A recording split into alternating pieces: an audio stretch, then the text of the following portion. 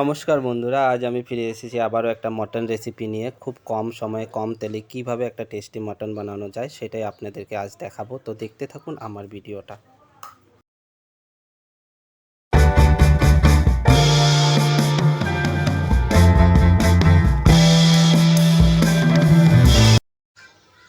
তো বন্ধুরা, এখানে আমি আধা কিলো মটন নিয়েছি। আপনারা চেষ্টা করবেন মটনটা যাতে কচি হয়, মানে যদি আপনারা খুব তাড়াতাড়ি বানাতে চান তো সবসময় বাজার থেকে কচি মটনটাই নিয়ে আসবেন। এখন আমি একটা ঝটপট মশলা তৈরি করে নিব। একটা মিক্সার গ্রাইন্ডারে আমি নিয়ে নিব হাফ চামচ ধনিয়া, আরও নিয়ে নিব 1 চামচ জিরে, নিয়ে নিব একটা তেজপাতা, দুটো শুকনা লঙ্কা,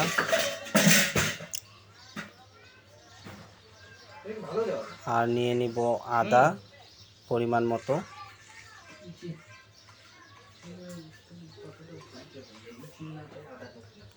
আর নিয়ে নিব 4-5টা কাঁচা লঙ্কা, আর একটা পেঁয়াজ কুচি করা।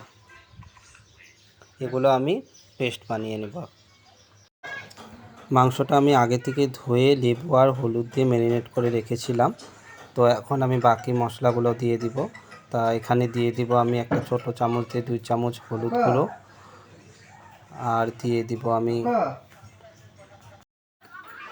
1 চামচ লবণ, আর যেটা পেস্ট করে রেখেছিলাম মশলাটা সেটা দিয়ে দিব,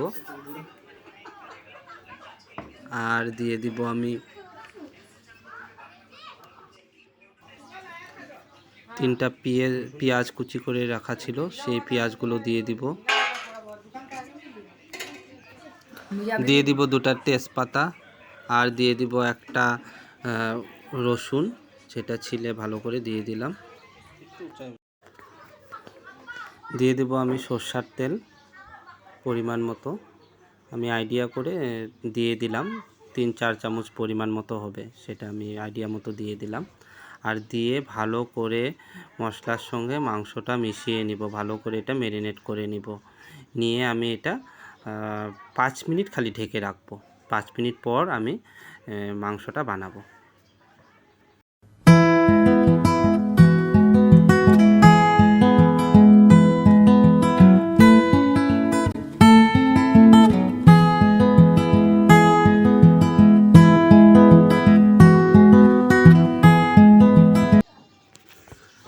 এখন আমি কড়াইটা বসিয়ে দিয়েছি, আর কড়াইয়ে সামান্য তেল দিব, যেহেতু আমি মাংসটা আলু দিয়ে বানাবো তার জন্য আলুটা আগে ফ্রাই করে নিব।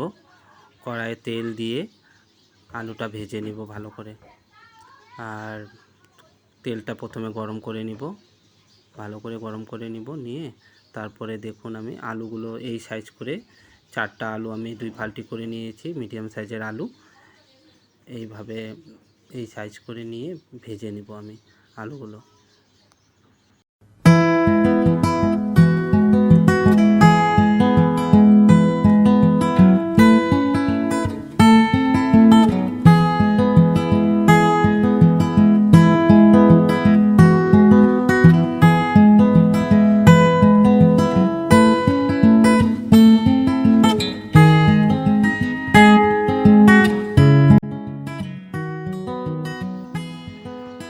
ওই তেলে আমি আরও কিছু তেল দিয়ে দিব, যেহেতু কম তেলে বানাবো আমি, তার জন্য তেলটা কমই দিয়েছি।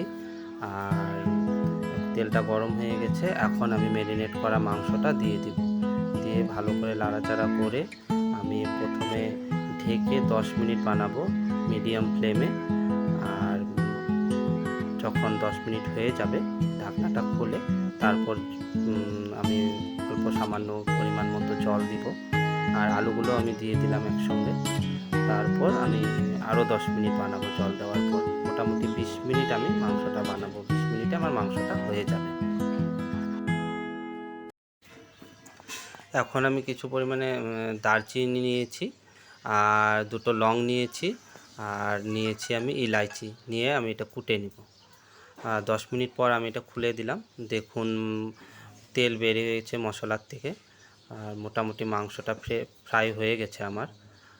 এখন আমি আর 1 মিনিট এটা ভালো করে কড়াইয়ের মধ্যে মানে ঢাকনাটা খোলা থাকা অবস্থায় এটা আমি ফ্রাই করে নিব। ফ্রাই করে তারপর আমি জল দিয়ে দেব। জল বেশি দিব না, জলটা আমি দিব যে বাটিতে আমি মাংসটা ম্যারিনেট করে রেখেছিলাম সেই বাটিটাতেই আমি জল দিব, ধুয়ে জলটা আমি গরম করে নিব। সেই গরম জলটাই আমি দিব, জল বেশি দিব না, আমি 1 গ্লাস পরিমাণ মতো আমি জল দিব।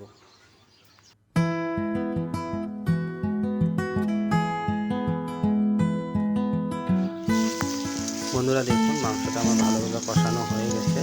এখন আমি এটাতে জল দিব। এই বাটিটাতেই আমি গরম জলটা করে নিয়েছিলাম, এই বাটিটাতে আমি মাংস ম্যারিনেট করেছিলাম। আর জলটা এখন আমি দিয়ে দিব।